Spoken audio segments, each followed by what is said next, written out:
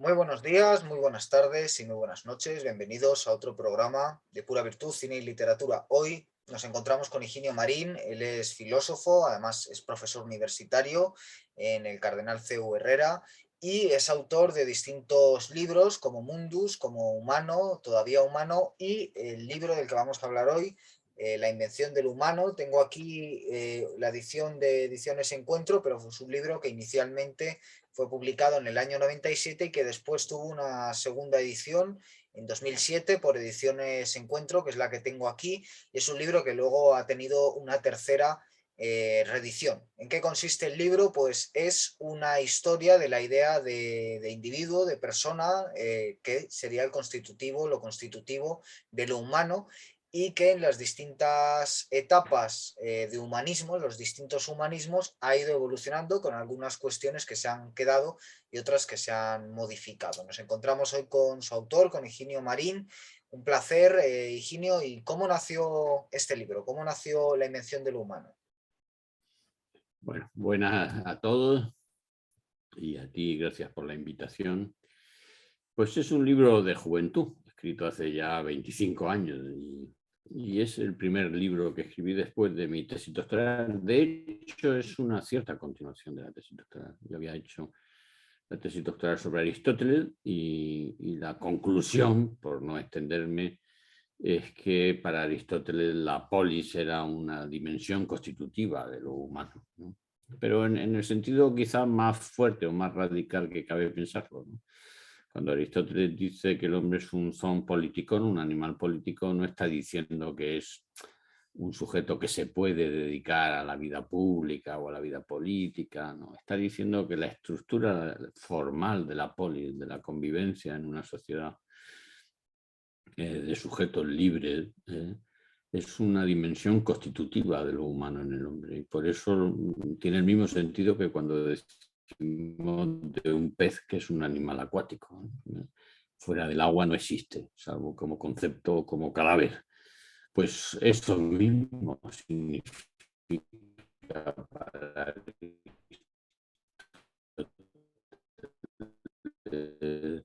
con su capacidad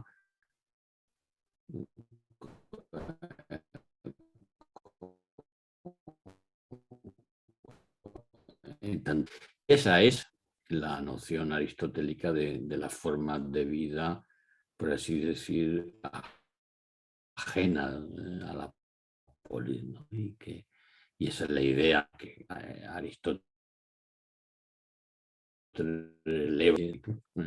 pensar que la esclavitud no forma parte de la metafísica aristotélica es sencillamente hacer una lectura de sus textos políticos, éticos y retóricos metafisicistas, por así decirlo. Pero eso no es el caso del propio Aristóteles, ¿no? Él no tiene, ni él ni la antigüedad tienen la idea de especie en el sentido de una especie de linaje de naturaleza biológica, ¿no? Para él las cosas son, se alcanzan su perfección y esa perfección es la condición de ciudadano. Entonces cabía pensar que siendo ajeno como él era a la evolución histórica de las formas socioculturales, que esa evolución de las formas socioculturales aportara facetas, novedades, la esencia humana y su realización en el hombre.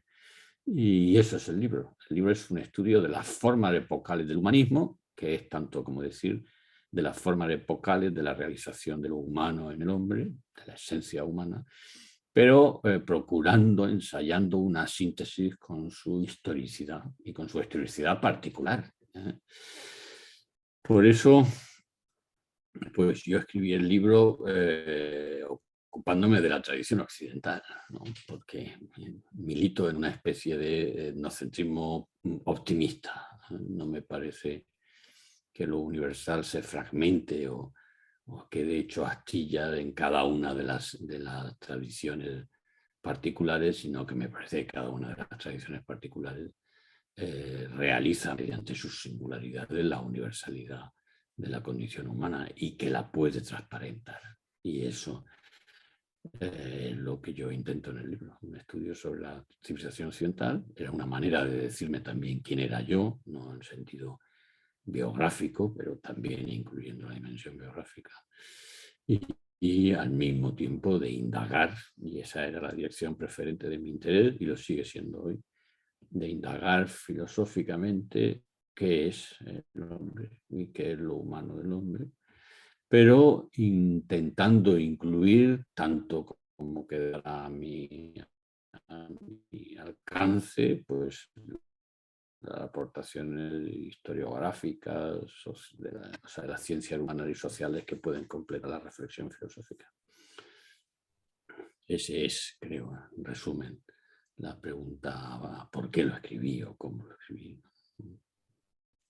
Claro, que es un estudio epocal, supongo que en las distintas épocas, y desde luego queda claro en el libro, hay una continuidad, pero al mismo tiempo también hay una parte pues residual que en algunos casos va siendo reciclada, es decir, que evoluciona, pero no de manera idéntica, y hay otra parte que se va quedando apartada. ¿Cuáles serían dentro de todos esos distintos permanencias y variantes, alguna que quisiera destacar en cada caso? Es decir, alguna cuestión que haya permanecido en la concepción del humano, tanto en los tiempos de Aristóteles como en nuestros días. Yo creo que la idea griega de ciudadanía,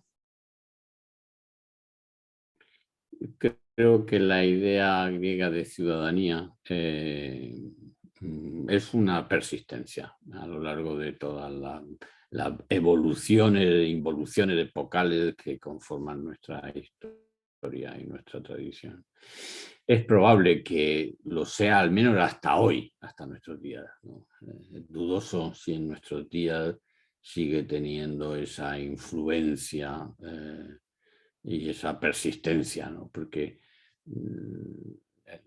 lo que podemos entender como los acontecimientos en la historia de las ideas que apuntan a la disolución del sujeto afectarían a ese componente que da una continuidad persistente a nuestra tradición.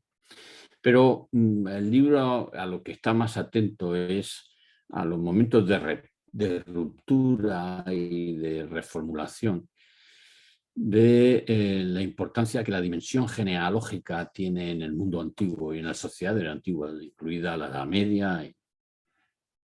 Entendiendo por genealogía la idea antigua, probablemente inaugurada de una manera especialmente destacada en el Neolítico, cuando se descubre la agricultura y la ganadería, de que las cosas son según aquello de lo que proceden. Sembrar trigo requiere la certeza de que el trigo viene del trigo y no viene de la avena, y que si uno quiere tener trigo ha de plantar trigo. Esta idea de que las cosas son según aquello de lo que preceden inauguran incluso la historia de la filosofía occidental. Cuando los primeros filósofos preguntan por el arjé de las cosas, están preguntando por aquello de lo que viene el cosmos. Y cuando dicen que es el agua o cualquier otra cosa, están dando la respuesta del mismo tipo que cuando preguntamos de dónde viene pues una realidad vegetal o una realidad animal, pues viene de un antecedente y ese antecedente es constitutivo. Yo creo que eso alcanza su cima, por así decir, en la categorización aristotélica de la idea de naturaleza. La naturaleza es el principio cuyo despliegue da forma y explica lo que las cosas son, lo que cada cosa es, ¿no?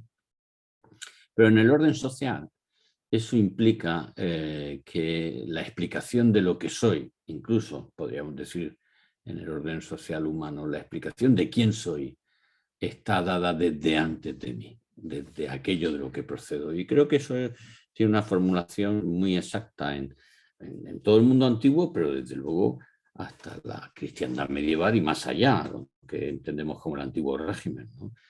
Soy de un pueblecito de Murcia que se llama Calasparra, cuyo conde, el conde del Valle de San Juan, pues debe su abolengo a la batalla de Lepanto, ¿no? 300 años después de la batalla de Lepanto, sus sucesores seguían ocupando la misma posición, detentando los mismos privilegios, los mismos señoríos y las mismas servidumbres, sin que nadie pusiera en tela de juicio esa legitimidad, ¿no?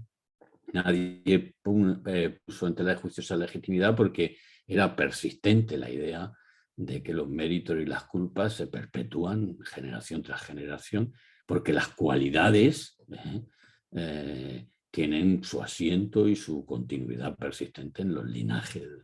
Y entonces, salvo que uno deshonre al linaje porque haya habido una flaqueza o una falla, pues la existencia de los sujetos consistía en estar a la altura de su linaje, y eso es la categoría central del honor.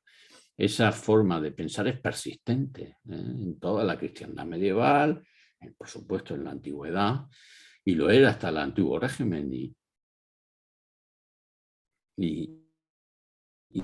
tiene un primer momento de ruptura, que es la cristiandad medieval, cuando aparece un oficio, cuando aparece una forma de vida, requiere el ejercicio de una autodestinación y por tanto de un tipo de sujetos que se separan de sus antecedencias genealógicas y abrazan un oficio con la consiguiente identidad social, con la consiguiente posición y misión social, para la que no están autorizados por su linaje, por su pertenencia a una determinada estirpe, ¿no? Porque precisamente es el linaje de los sin estirpe, ¿no? Que son los que abrazan la forma de vida religiosa. Ahí, me parece a mí, está la cuna del sujeto europeo, del sujeto individual europeo, y ahí me parece a mí que es la primera forma institucionalizada, sistémica, por así decir, de comparecencia del sujeto individual en un orden social que es cristiano precisamente por eso, porque ese sujeto es también el que interlocuta con Dios y es también el destinatario del acto redentor de Dios y por tanto el destinatario y el interlocutor de la encarnación cristiana de Cristo, y por tanto es el hombre religioso, ¿no? Pero el hombre religioso, la forma con la que acontece institucionalizada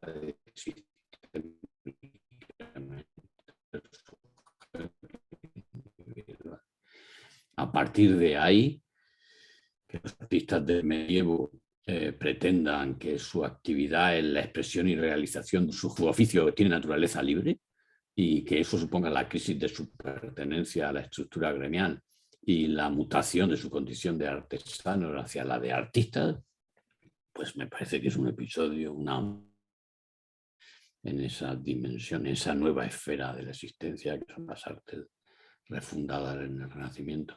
Y me parece que el conjunto de las esferas de la existencia en la civilización europea se amplía esa clase de sujeto individual. Por poner un ejemplo, eso mismo me parece que representa la tragedia de Romeo y Julieta. En 1565, Trento, la Iglesia católico-latina, define de manera solemne que para la validez del vínculo matrimonial no es requerido el consentimiento paterno. Hasta ese momento la práctica era difusa y tenía aplicaciones distintas. En ese momento se define de manera solemne. Apenas 30 años después nos encontramos con un monumento literario que lo expresa como forma ya de la autoconciencia europea, ¿no?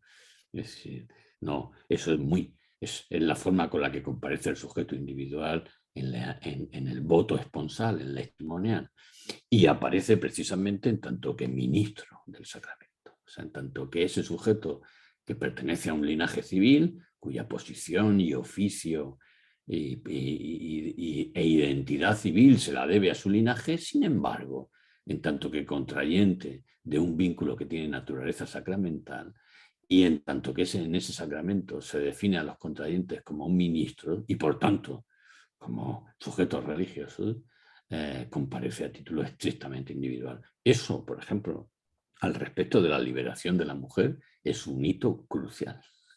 Ya sé que a las feministas de nuestro tiempo decirles que la forma canónica y sacramental del matrimonio es la institución, que es la primera institución que de manera sistémica y estructural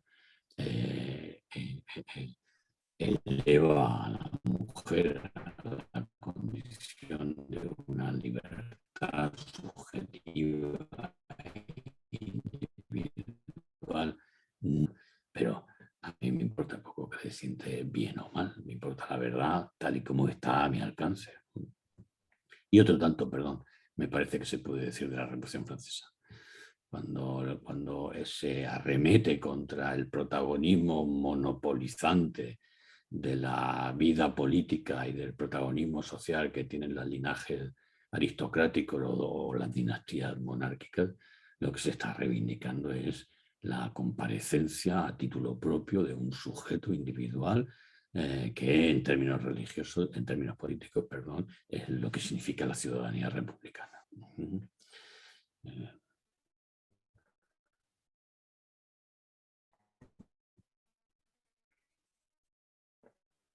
Yes. Y en ese sentido, que le había perdido justo ahora un segundo, creo que había terminado ya, no lo he interrumpido, ¿verdad? Bien, pues No. quería preguntarle por el progreso, si cabe hablar de progreso en el concepto de individuo y si cabe hablar de una categoría puramente occidental, porque aunque es cierto que usted dice que se va a remitir únicamente a la concepción occidental, ¿no? Esto hace pensar que caben otras concepciones del individuo y es obvio que lo humano, por supuesto, se expresa en las culturas, es una verdad de perogrullo, pero sí que quiero preguntarle por si hay algún tipo de particularidad, ¿no? Porque si comparamos cómo otras culturas conciben al yo, conciben al hombre, conciben a la persona, es evidente también que hay diferencias, ¿no? Por ejemplo, los budistas en su propio sistema tienen otra concepción del hombre, los confucianos tienen otra concepción del hombre, entonces no sé si hay algún tipo de particularidad occidental y si, ya le digo, si también se puede hablar de progreso, en el sentido de que el hombre del siglo XXI sea más humano, en el sentido de que su concepción de la humanidad incorpora una mayor panoplia que la de los tiempos de Homero, que es con la que comienza hablando, o no. Bueno, por empezar por esta última cuestión, vamos a ver. Esa pregunta no se puede responder sin distinguir el orden de la realidad de la objetiva y el de la subjetiva. Tú y yo podemos tener una concepción, por ejemplo, más completa de la paternidad que nuestros padres. En tu caso y en el mío, probablemente podemos concebir que la paternidad implica deberes de cuidado y de atención a los hijos que probablemente no estaban en el orden de los supuestos de la paternidad de nuestros padres o de nuestros abuelos. En ese sentido se puede decir que hay un progreso objetivo.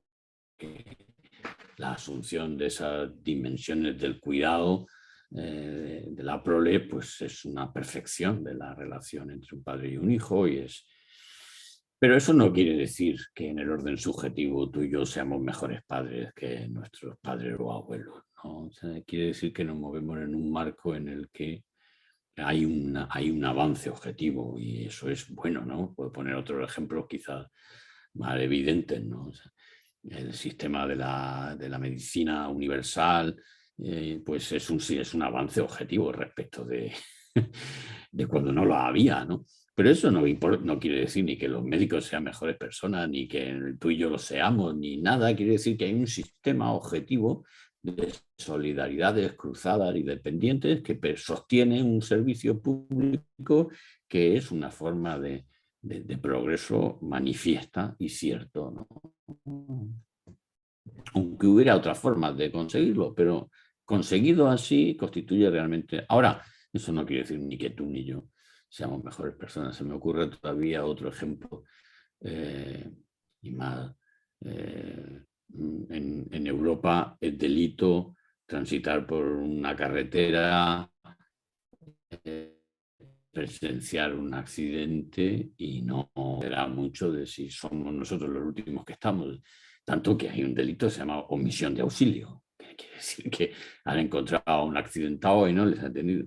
En el Evangelio eso aparece como un mérito personal, el del buen samaritano que pasa por delante de una persona a la que atiende.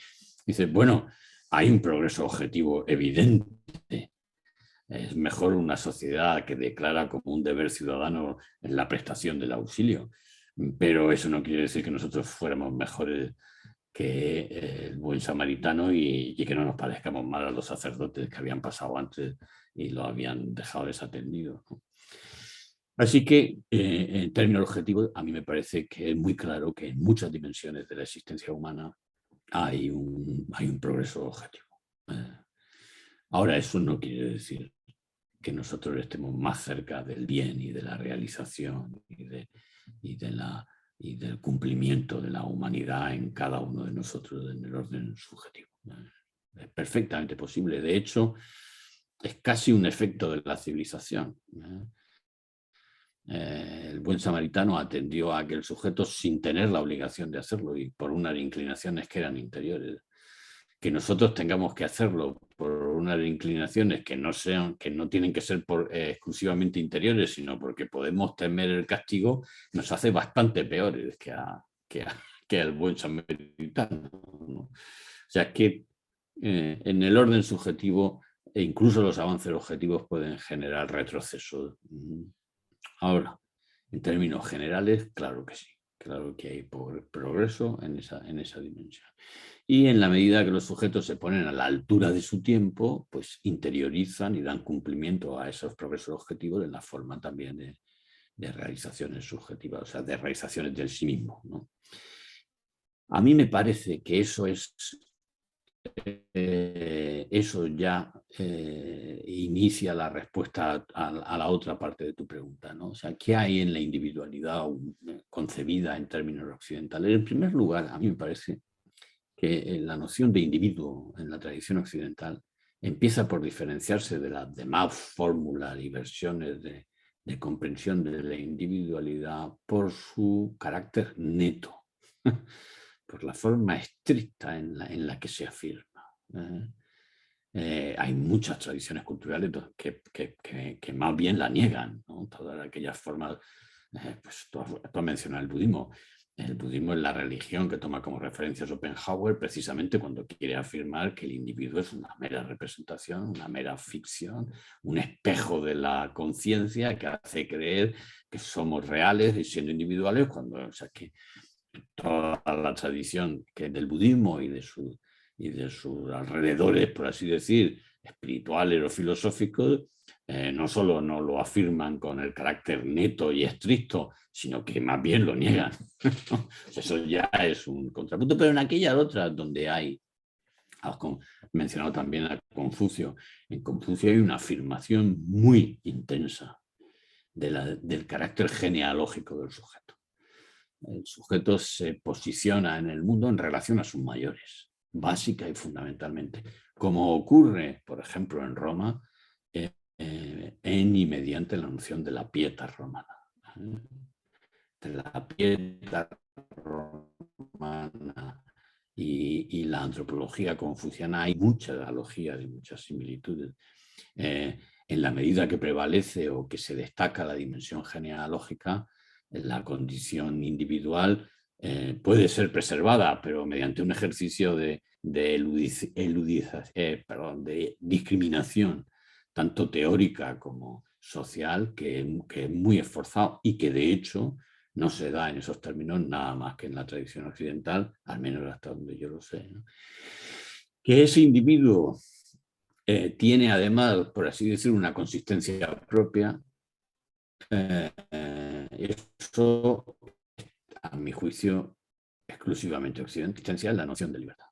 De hecho, el sujeto individual sigue la misma suerte que siga la idea de libertad. En la medida que la idea de libertad se debilita, la condición de sujeto individual también se debilita. En la medida en la que, y eso es buena parte del pensamiento, del rebufo que genera el pensamiento ilustrado, en la medida que pensamos que los sujetos nos movemos sobre todo por determinaciones de naturaleza cognitiva, trascendental o lingüística o cultural, o la producción, o según el carácter determinante del inconsciente y de las estructuras psíquicas. O sea, en la medida que se desarrollen todos los puntos de vista que la tradición filosófica moderna y contemporánea ha desarrollado, el sujeto queda diluido en esos condicionantes que son determinantes de su conducta y por tanto la idea misma de libertad se hace problemática y en tanto y en la misma medida que la idea de libertad se hace problemática también la idea de sujeto. Por eso al principio he dicho que esa idea de sujeto iniciada cuya arqueología está en la ciudadanía griega es probable que esté entre nosotros en crisis como no lo ha estado antes en nuestra historia, en nuestra tradición, precisamente porque la disolución del sujeto es la conciencia dubitativa al respecto de la libertad, que es un rasgo muy típico de los planteamientos contemporáneos. Claro, que citaba la libertad, obviamente una concepción que aparece en el seno de Occidente, que también la cuestiona y por lo tanto, siguiendo lo último que acaba de decir, cuestiona también al individuo, a la persona, es el luteranismo, con su idea de la predeterminación, de que el individuo realmente carece de libertad porque todo lo que hace ya está determinado y por lo tanto, pues esa naturaleza falible, de libre albedrío que propone el catolicismo es una ilusión. Esta idea además parece que intersecta históricamente con también una noción, porque bueno, el libro está muy bien porque aparte de hacer una historia de la idea de persona, como es un concepto tan holístico que requiere, digamos que habla de tantas facetas, evidentemente de nuestra civilización, paralelamente se van generando como o se da pie a el estudio de numerosos conceptos, ¿no? Por ejemplo, cómo estudiaban los hombres de letras de la Ilustración, cómo eran los clérigos de la Edad Media. Y de pronto la fase final del libro irrumpe algo que ha irrumpido igualmente en la fase final de la historia, que es la producción, que es algo que se va desarrollando, pues por lo que apunta el libro, a finales de la Edad Media, no tanto en el Renacimiento como se suele decir, pero que estalla en la modernidad al punto de que casi se vuelve lo central en el individuo. Entonces, quisiera preguntarle por ese momento en el que parece que se cruzan, por un lado, la idea de predeterminación del luteranismo y por otro lado, esa idea de la producción, que también es muy cercana al calvinismo, del comercio como lo central de la persona y que parece que de alguna forma son dos ideas que tienen mucho que ver en esa crisis antropológica en la que está sometida la persona, el individuo en la modernidad, ¿no?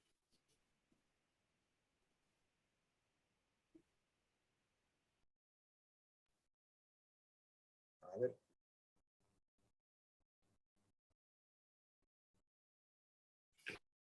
O el sonido al final, pero creo que tu pregunta hay que la puedo contestar, ¿no?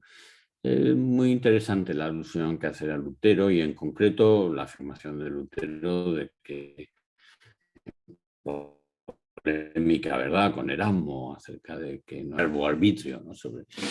Muy interesante porque en realidad Lutero casi arrolla la idea de libre arbitrio en la pasión, en el furor muy típico de la psicología de afirmar la condición caída, lastrada de la gravedad, de las pulsiones y de los deseos humanos que hocican al ser humano y que lo manejan de tal manera que no puede hablarse del libre arbitrio, ¿no?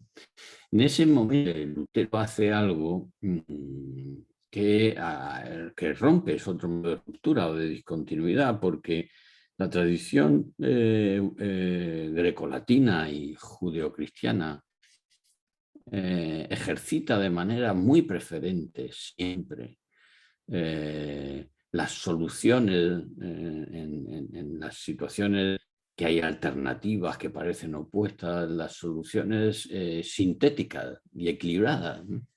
En el cristianismo es casi una manía. En el cristianismo Dios es uno y trino. Eso es la I, o sea, la conjunción. O sea, parece que son dos afirmaciones que se excluyen y sin embargo se hacen inclusivas mediante una especie de síntesis que ciertamente en este caso además es misteriosa, ¿no? Pero no solo eso, porque es casi constitutiva del cristianismo. O sea, las dos grandes verdades, que Dios es uno y trino y que el Hijo es Dios y hombre, pues parece que son realidades autoexcluyentes, ¿no? Y en el caso se hacen inclusivas. sea, el carácter conjuntivo de las soluciones es constante. O en el caso de Aristóteles, ¿no? O sea, la animalidad no excluye a la racionalidad y la racionalidad no excluye. Esa es la línea dominante y preferente en la tradición occidental hasta que aparece Lutero. Por supuesto que tiene precedentes, pero Lutero es probablemente el autor más influyente y entonces o el hombre es un ser caído o es libre, ¿no? Otra vez su antagonista, su interlocutor, que es Erasmo, va a mantener que ambas cosas, caído y libre, mientras que para Lutero es o caído o libre, ¿no? Y eso se va a ampliar al ámbito de la filosofía. Yo creo que el planteamiento un eco, es una reverberación de eso, pero se va a plantear a una función. Pero lo que hoy abusando un poquito de la forma del discurso racional y del discurso europeo. Y entonces, por ejemplo, la afirmación de lo individual tiene que hacerse como la negación hostil de lo genealógico. Y entonces eso es transportado al orden político, se llama revolución. La revolución es la afirmación de algo mediante la negación de otro algo. Y eso, lo que he negado, solo permanece en lo nuevo en tanto que he negado, en tanto que he suprimido, en tanto que es típicamente europeo a partir de la Ilustración. Y a mi juicio, a mí me parece que es la cadencia típica del pensamiento moderno y contemporáneo. Otro ejemplo sería, hay determinantes de naturaleza biopsíquica, socioeconómica, lógico-lingüística, y por tanto el ser humano no es un ser que conozca la verdad ni que propiamente hablando es libre. Más bien, podríamos haber ensayado una solución de naturaleza sintética diciendo todos esos condicionantes que lo son, ciertamente, y que tienen un carácter en muchos aspectos que puede ser muy, muy radical, no obturan la libertad, sino que las singularizan la posición desde la que se puede ejercer con la forma de un sujeto particular. Esa es una solución de naturaleza más sintética y no tanto dialéctica, ¿no? Así que, ciertamente, desde que aparece Lutero, la idea de una predestinación está gravitando sobre el pensamiento occidental y, a mi juicio, la estructura a priori del conocimiento, el historicismo culturalista, el marxismo economicista, el psiquismo freudiano, todo eso no son más que secularizaciones, decantaciones a realidades mundanas de esa predestinación. Y por tanto de una predestinación que es allanante, que avasalla a la conciencia, la convierte en vasalla, en realidad en un epifenómeno de unas fuerzas que son estructuralmente determinantes y previas, ¿no? En la medida en la que eso ocurre, el sujeto se disuelve y su condición individual se vuelve un asunto fenoménico, por utilizar la versión de Schopenhauer, y por tanto sobrevenir a la verdad significa reconocer esa condición y, bueno, y ya está, y salvarse mediante la santidad que implica la anulación del deseo en Schopenhauer o en cualquiera de sus variantes posteriores, ya sea mediante la anulación del deseo o mediante la exacerbación del deseo hasta sus formas marginales en la sexualidad sadomaso, como vamos a encontrar en Foucault. Ese asunto me parece que se puede expresar en estos términos, ¿no? Y no sé si he respondido las dos preguntas, pero he intentado mediar entre las dos cuestiones que estabas planteando, ¿no?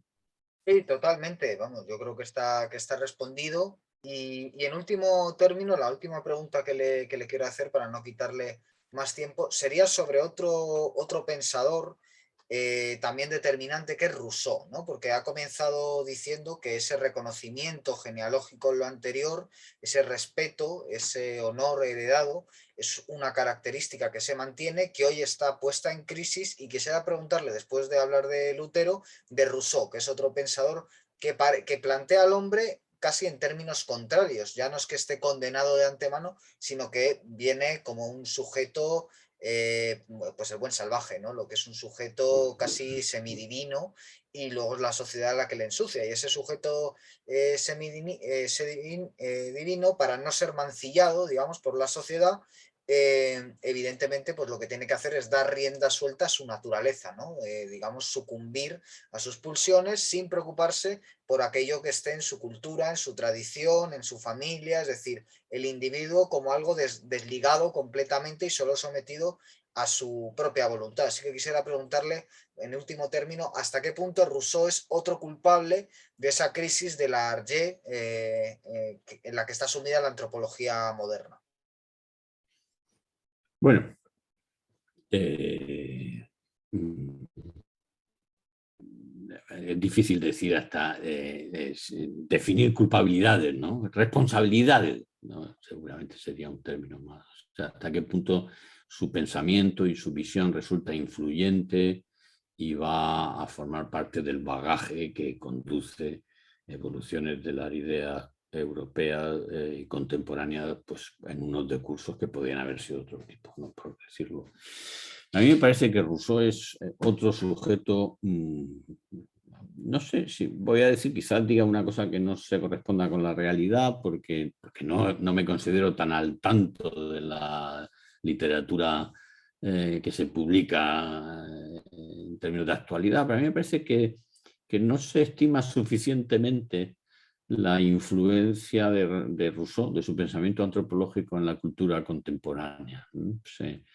Se estima mucho, y justificadamente, la influencia de autores como Nietzsche o como Freud, con toda probabilidad, pero a mí me parece que que nuestra cultura es en muchos aspectos, claro, como todo esto es polifacético, pero en muchos aspectos claro, Rousseau es un pensador también contradictorio, por así decirlo, ¿no? O sea, así que depende del punto de vista que se considere, pues eso resulta ser más típico de Rousseau o menos. Pero en concreto su antropología, la que encontramos en los discursos, en esas novelas que son tratados filosóficos como Emilio, es una visión antropológica recurrente y subyacente en muchos de nuestros planteamientos.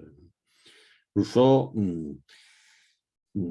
parece querer discutir con Hobbes acerca de cuál es el estatuto del estado de naturaleza, pero luego hace una especie de repliegue táctico por el cual dice que, bueno, pero que esa descripción del estado de naturaleza que él hace no existe, ni existirá, ni existió tal vez nunca, ¿no? O sea, que la niega. En realidad está aportando una instancia de juicio.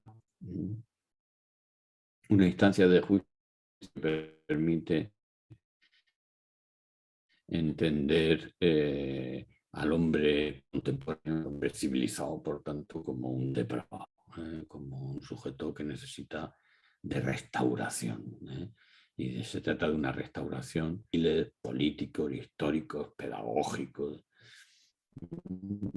Por tanto, en todo eso hay una secularización de la teología de la salvación cristiana, que es muy obvia y muy... Pero ya desde un punto de vista en el que esa secularización es también una mutación y por tanto introduce elementos novedosos, por lo menos que no se encuentran en el paradigma de la teología de la salvación cristiana. Claro, ahí lo que aparece de manera más importante, su idea más importante a mi juicio, es que el deseo de posesión excede a las necesidades y que ese exceso es el principio del mal. Y es el principio, y por tanto es el principio de la discordia, y que el hombre es un homicida y porque su deseo excede a sus necesidades, ¿no? Pero hay que reajustar los deseos con las necesidades, pero eso no se puede hacer al nivel de las necesidades del bruto, porque la civilización es como una daga que no podemos arrancar de su herida, como él dice literalmente, ¿no?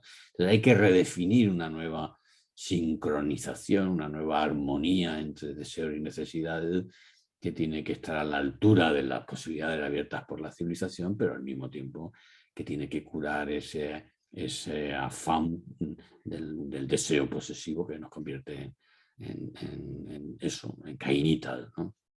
Bueno, eso está mucho en las sociedades contemporáneas, está mucho en todo el linaje de las filosofías y de las ideologías progresistas. ¿Eh? Y tiene el efecto de acunar, de gestar la relevancia histórico-antropológica que tiene el Estado, como la restauración, como el espacio de la curación de esa naturaleza depravada. Y en ese sentido, los pensamientos estatalistas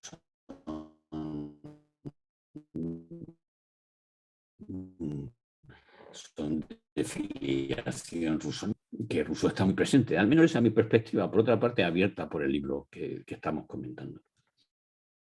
Si creo con Aristóteles, y lo creo, que entender lo que Grecia fue capaz de decir del ser humano implica entender su idea de ciudadanía, me parece que para entender al hombre contemporáneo hay que entender el Estado. ¿Qué es el Estado moderno? ¿No? ¿Cuáles son las formas del Estado moderno? Es realmente una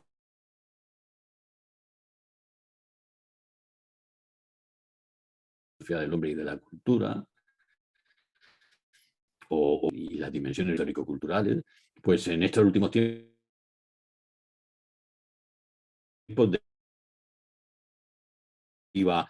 en tanto que me parece que la comprensión del Estado se nos convierte hoy en el requisito, en la condición de posibilidad de la comprensión de los paradigmas antropológicos que tienen vigencia, ¿no? Y yo estoy ahora trabajando en lo que se podría decir el quinto capítulo de ese libro, ¿no? Ese libro acaba, como tú has señalado, en la modernidad, pero cuando acabé el libro, contento y muy gozosamente, porque había conseguido contarme una historia de Occidente que me parecía que tenía alcance comprensivo y que tenía suficiente amplitud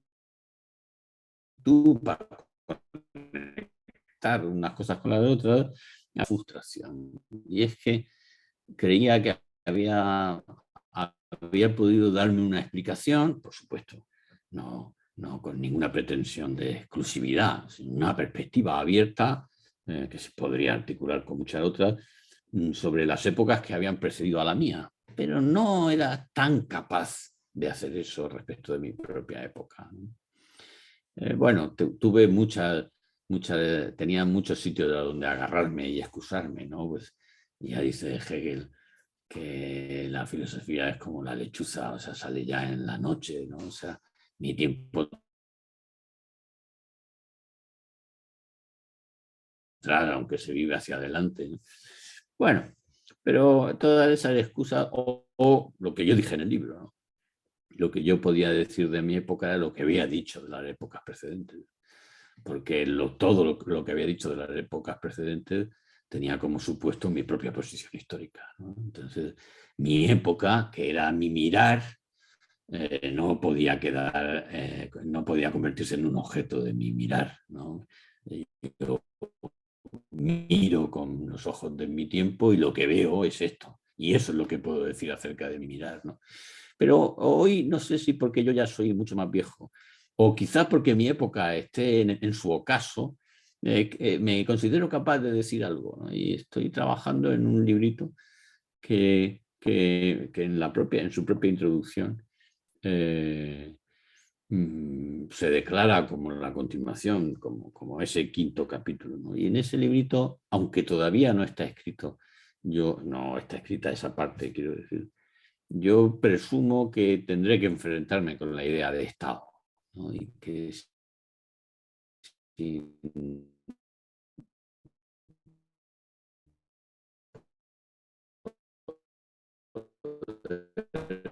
sin considerar Rousseau de una manera muy destacada.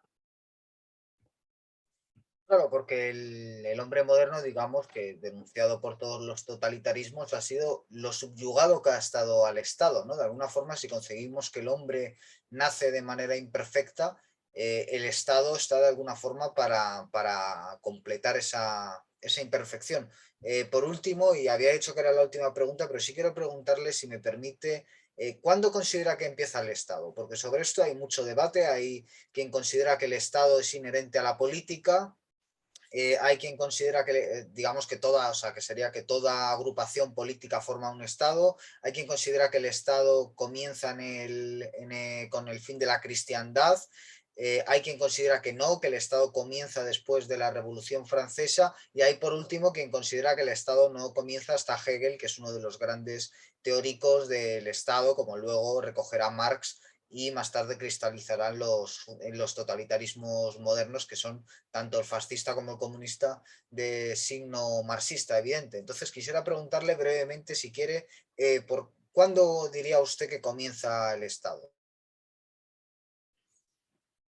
Claro, hay polémica y discusión en torno a cuándo comienza el Estado, porque eso no es más que un síntoma de la discusión y el desacuerdo acerca de qué es el Estado, ¿no? O sea, cuando alguien dice que empieza en el 16 con los Reyes Católicos, pues se está entendiendo por Estado algo distinto del que dice que eso es de naturaleza hegeliana y napoleónica, ¿no? Y entonces, yo soy de la opinión de que el Estado, en el sentido de que este que acabo de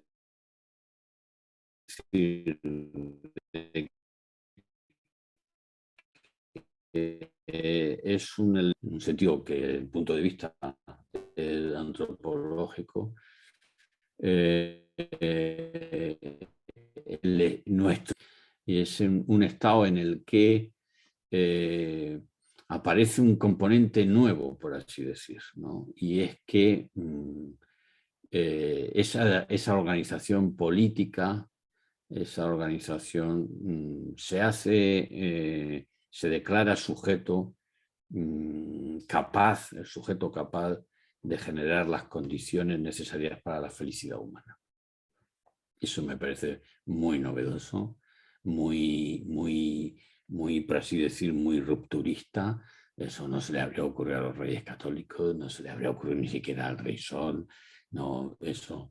Y coincide con que ese Estado, que ha expropiado todas las instituciones que la Iglesia ha generado como realizaciones sociales de las obras de misericordia, las tiene que asumir. Es decir, la educación, la sanidad, el cuidado de los desfavorecidos y tal, y que nunca habían compuesto ministerios ni áreas del Estado, pues tienen que ser asumidos. Y ese momento además es un momento de ruptura también, por el que se disocian dos ideas que sin haber estado unidas, o sea, y aunque se pudieran distinguir, no se habían separado, que eran la idea de salvación y de felicidad. Pero en ese momento no solo se distinguen, sino que la distinción las separa, precisamente porque se dialectizan. Y entonces parece que la felicidad en este mundo comporta la negación de la salvación, y que la salvación comporta la negación de la felicidad en este mundo. La salvación corre por cuenta de la Iglesia y obviamente va a ser una dimensión declinante, mientras que la felicidad corre por cuenta del Estado, que es el agente histórico de las realizaciones y de los logros positivos a los que podemos llamar progreso, y que tiene su gran aliado en los desarrollos tecnocientíficos.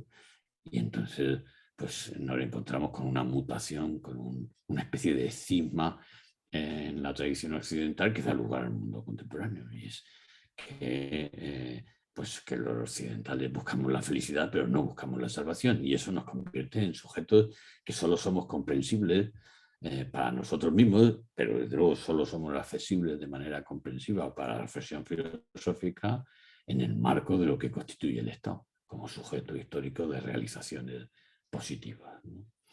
Entonces, en ese sentido, que es el que a mí me interesa, y quedándome al margen de las discusiones entre los politólogos, que para mí tienen una importancia menor, pero entiendo que la arqueología de esa idea de Estado, pues sí, claro, empieza con el declinar del sistema feudal y la unificación de poderes en las dinastías reinantes, que empiezan a germinar ya una especie de centralización. Bien, eso lo entendemos todos, pero en el sentido fuerte en el que lo estoy queriendo decir, que también es el sentido rusoniano, el Estado es revolucionario, me parece a mí. Pues Virginio Marín, ha sido un verdadero placer. Yo creo que hemos aprendido todos mucho. Para quien quiera saber más, pues aquí tiene el libro La invención de lo humano, y a la espera desde luego de ese libro sobre el Estado, que compraré el día que salga, porque es una cuestión fascinante. Además de que en el libro, como ya he dicho antes, lo bueno que tiene es que se van viendo procesos paralelos al de la propia evolución de persona. Creo que uno de esos procesos paralelos es el de secularización, ¿no? Se ve muy claramente en el libro cómo se produce la secularización entre tantos otros procesos. Así que muchas gracias por habernos concedido esta entrevista. Muchas gracias también a los espectadores por haber llegado hasta este punto del programa. Volveremos pronto con más programas en Pura Virtud, Cine y Literatura. Hasta pronto.